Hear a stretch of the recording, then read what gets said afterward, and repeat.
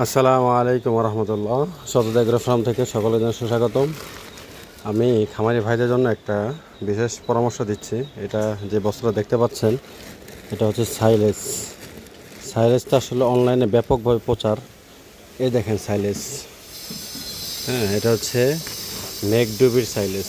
ওদের অনলাইনে খুবই প্রচারণা রয়েছে। মেঘডুবির সাইলেজ আসলে আমরা সাইলেজ বিষয়ে অনেকে জানি না। এই দেখেন সাইলেজ দিয়ে রেখেছি, গরু তেমন খাচ্ছে না।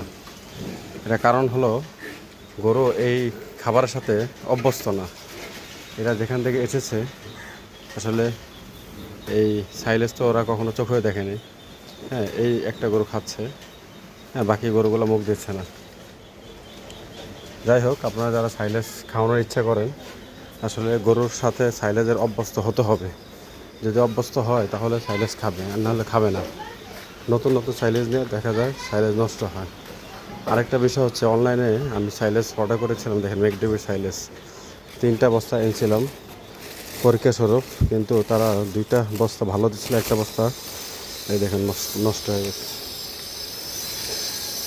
পোকা হয়ে গেছে। এই বস্তাটা নষ্ট।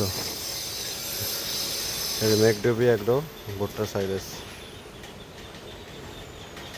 3টা বস্তার মধ্যে 2টা বস্তা ফ্রেশ নতুন আসছে, আরেকটা বস্তা সম্ভবত এরা আগের বছরের, যেটা এই নষ্ট হয়ে গেছে, খাবার উপযোগ্য ছিল না। যাই হোক, কথাটা সংক্ষেপ করছি। সাইলেজ আপনারা যারা খাওয়াবেন বুঝে শুনে খাওয়াবেন, শুধু শুধু টাকা নষ্ট করবেন না। আর অনলাইন থেকে সাইলেজ অর্ডার করার আগে ভেবেচিন্তে দেখে শুনে বুঝে অর্ডার করবেন, কারণ সব জায়গার সাইলেজ ভালো না। আর গরুর সাথে সাইলেজ অভ্যস্ত আছে কিনা এটা দেখে বুঝে পরে অর্ডার করবেন, শুধু শুধু নষ্ট হবে। তো ভিডিওটা এখানে রাখছি। সবাই ভালো থাকুন, সুস্থ থাকুন। আসসালামু আলাইকুম।